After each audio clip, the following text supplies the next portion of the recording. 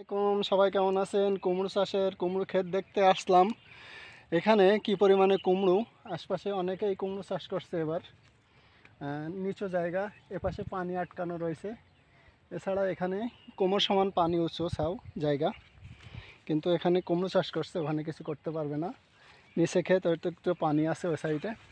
দেখুন যে কুমড়ো চাষ করছে, আসলে কিন্তু আশা করতেছি কুমড়ো লাভবান ফসল হবে, লাভজনক ফসল হবে।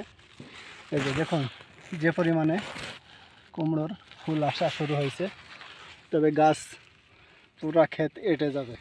মনে হচ্ছে খুব ভালো ফলন হবে এবং কৃষক লাভবান হবে। আশা করি আপনি আপনার জায়গা থেকে চেষ্টা করুন, আপনিও ফলন ভালো হবে ইনশাআল্লাহ। কারণ জমি ফেলায় না রেখে কুমড়ো চাষ করুন, তাতে আপনারও সুবিধা হবে, আমাদেরও সুবিধা হবে।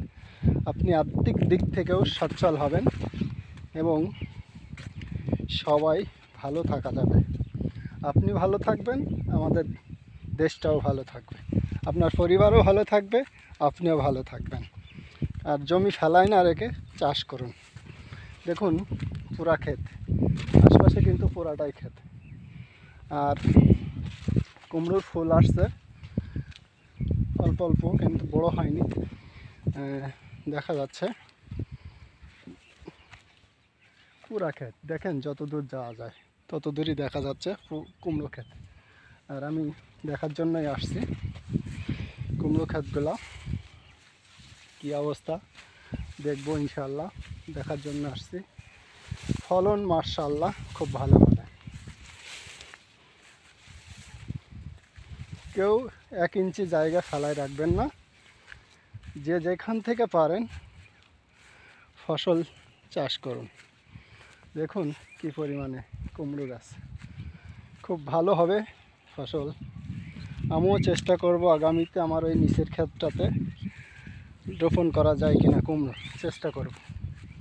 হবে না হবে সেটা পরের সব, কিন্তু চেষ্টা করব কুমড়ো করার জন্য। আমিও চাষ করব, আমার এর নিচে আমার একটা ক্ষেত আছে, সেটা চাষ করব।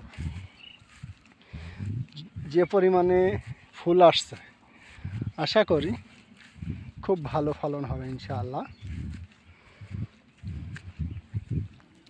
দেখুন পুরা ক্ষেত একদম গাছে গাছে ভরে গেছে, খুব ভালো ফলন হবে ইনশাআল্লাহ, খুব ভালো ফলন হবে ইনশাআল্লাহ। ক্ষেত পুরা ভরে গেছে গাছে, কুমড়ো গাছে পুরা ক্ষেত ভরে গেছে, তাইলে ফলন তো ইনশাআল্লাহ খুব ভালো হবে। সেই আশা করছি কৃষকেরও লাভবান হবে। কুমড়ো ফলনটা ভালো হলে কৃষকও লাভবান হবে ইনশাআল্লাহ।